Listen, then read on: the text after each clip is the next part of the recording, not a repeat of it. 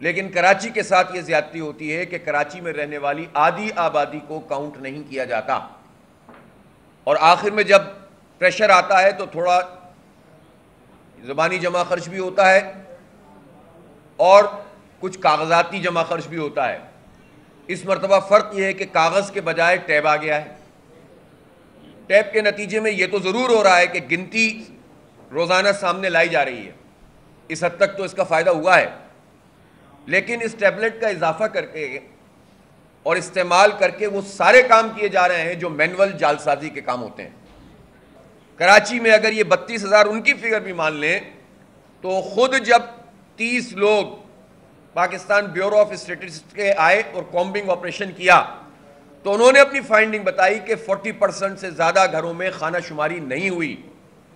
ہمیں خیرات نہیں چاہیے انسانوں کی، ہم جتنے ہیں ہمیں گنا جائے، ہر زبان بولنے والا، ہر مذہب سے تعلق رکھنے والا، کسی بھی ملک سے تعلق رکھنے والا وہ کراچی میں رہتا ہے وہ گنا جائے گا۔ یہ ہے مردم شماری کا اصول، اس کے مطابق تقریباً آدھی آبادی نہیں گنی گئی ہے، تو ہم اس 15 دن میں مانیٹرنگ کریں گے اور ٹائم لیمٹ کو پریشر ڈال کر اگر آپ یہ سمجھتے ہیں کہ اس مردم شماری کو آپ پھر جعلی طریقے سے منظور کریں گے تو اس سازش کو ہم ناکام کریں گے۔ میں واضح کر دینا چاہتا ہوں کہ جو سوداگری کرے گا اس سوداگروں کو کراچی کے لوگ مسترد بھی کریں گے، بے نقاب بھی کریں گے، چلنا پھرنا بھی دوبر کر دیں گے۔ اس لیے ان تمام چیزوں پر انشاءاللہ کل ایک بہت بڑا مارچ ہوگا۔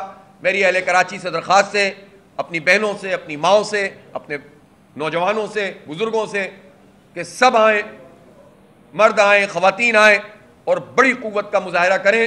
اللہ تعالیٰ انشاءاللہ تعالیٰ ہمارے حالات کو بہتر کرے گا۔ دن ایک سے نہیں رہتے، ہر اندھیرے کے بعد ایک روشنی ہوتی ہے۔ جو مایوس ہو کے گھر بیٹھ جاتے ہیں ان کا کوئی مستقبل نہیں ہوتا۔